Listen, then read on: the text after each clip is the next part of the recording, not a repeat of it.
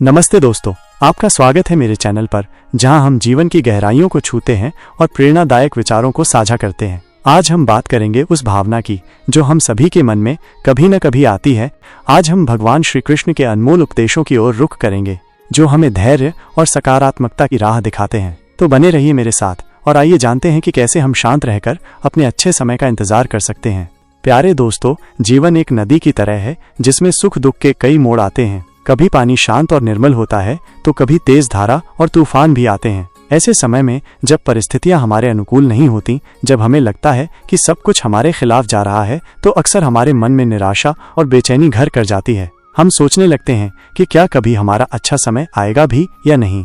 लेकिन याद रखिए, प्रकृति का नियम है परिवर्तन। जिस प्रकार रात के बाद दिन आता है और पतझड़ के बाद वसंत, उसी प्रकार दुख के बाद सुख और असफलता के बाद सफलता भी अवश्य आती है। भगवान श्री कृष्ण, जो हमारे जीवन के हर पहलू के मार्गदर्शक हैं, हमें इस सत्य को समझने और धैर्य बनाए रखने की प्रेरणा देते हैं। वो कहते हैं कि हमें अपने कर्मों पर ध्यान केंद्रित करना चाहिए। हमारा काम है प्रयास करना, मेहनत करना और अपने लक्ष्यों की ओर बढ़ते रहना। फल क्या होगा, ये हमारे हाथ में नहीं है। फल तो समय के गर्भ में छिपा है और सही समय आने पर वो अवश्य प्रकट होगा। यदि हम केवल परिणामों के बारे में सोचते रहेंगे और वर्तमान में अपना कर्म करना छोड़ देंगे, तो हम कभी भी अपने लक्ष्य तक नहीं पहुंच पाएंगे।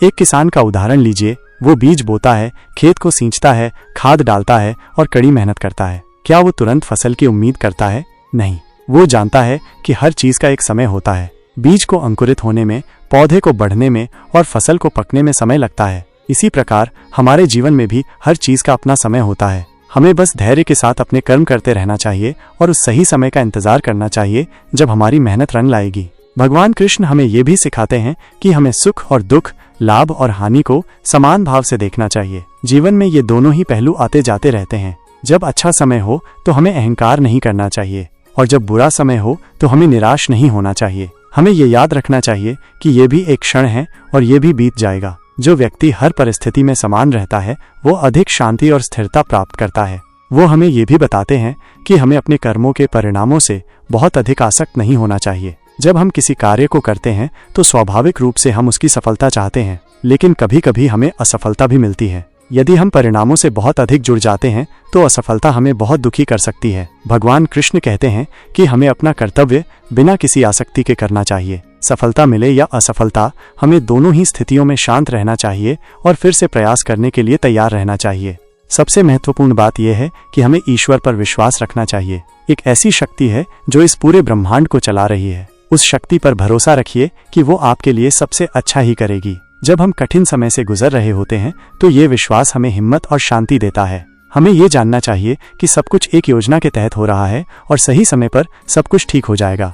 अपने मन को शांत रखना भी बहुत जरूरी है। हमारा मन अक्सर बेचैन रहता है और हमें वर्तमान में जीने नहीं देता। ये हमें भविष्य की चिंताओं और अतीत के पछतावे में उलझाए रखता है। भगवान कृष्ण कहते हैं कि हमें अपने मन को वश में करना सीखना चाहिए। धीरे धीरे अभ्यास से और धैर्य से हम अपने मन को शांत कर सकते हैं। जब हमारा मन शांत होता है तो हम अधिक स्पष्ट रूप से सोच पाते हैं और सही निर्णय ले पाते हैं।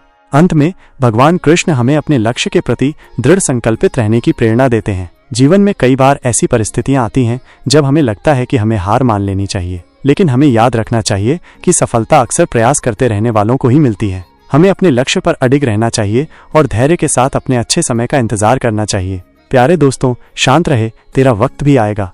ये सिर्फ एक कहावत नहीं है, ये एक गहरा सत्य है। भगवान श्री कृष्ण के इन अनमोल उपदेशों को अपने जीवन में उतार कर हम कठिन समय का सामना कर सकते हैं और अपने अच्छे समय को और भी बेहतर बना सकते हैं। इसलिए कभी भी निराश न हो, हमेशा प्रयास करते रहें और विश्वास रखें कि आपका समय जरूर आएगा। धन्यवाद।